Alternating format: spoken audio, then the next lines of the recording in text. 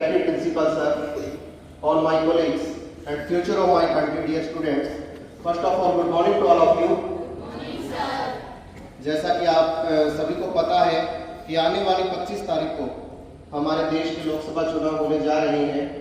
इसके बारे में थोड़ी सी जानकारी मैं आपको दे दूं कि हमारे देश के अंदर सबसे पहले चुनाव 1951-52 में शुरू हुए थे।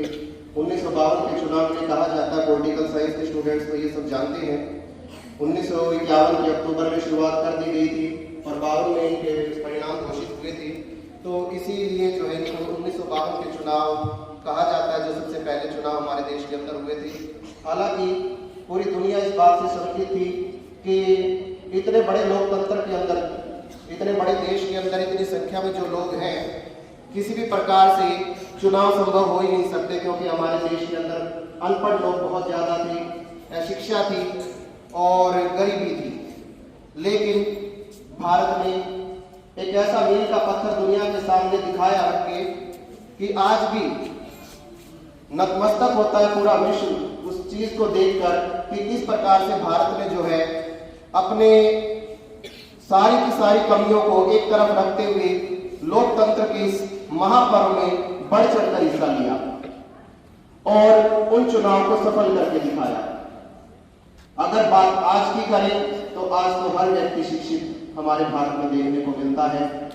थोड़ी बहुत शिक्षा बाकी है, उसकी भी कोशिश सरकार के द्वारा जारी है कि उन लोगों को भी, चाहे वो किसी भी उम्र के क्यों ना है, उनको शिक्षित किया जाए। अभी 25 तारीख को ये इलेक्शंस होने जा रहे हैं। मे भी पॉसिबल कि आप में से कुछ बच्चों के वोट बन चुके होंगे।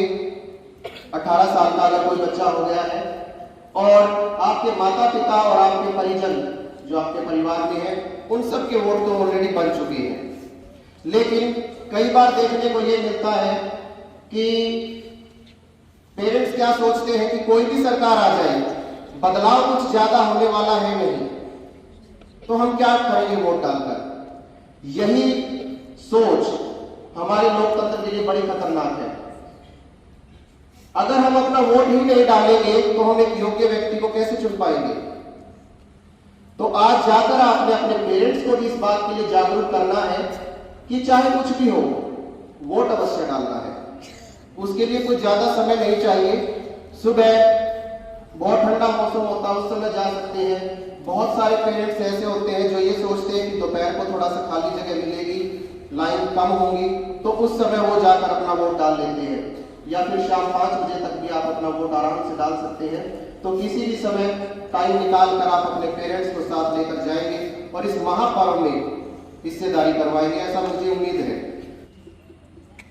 बोले मेरे साथ, हम भारत के नागरिक लोकतंत्र में अपनी पूर्ण आस्था रखते हुए यह शपथ लेते हैं कि हम अपने देश की लोकतांत्रिक परंपराओं की मर्यादा को बनाए रखेंगे तथा स्वतंत्र, निष्पक्ष एवं शांतिपूर्ण निर्वाचन की गरिमा को अक्षुण्ण रखते हुए निर्भीक होकर धर्म, वर्ग, जाति, समुदाय, भाषा अथवा अन्य किसी भी प्रलोभन से प्रभावित हुए बिना सभी निर्वाचनों में अपने मताधिकार का प्रयोग करेंगे। Thank you.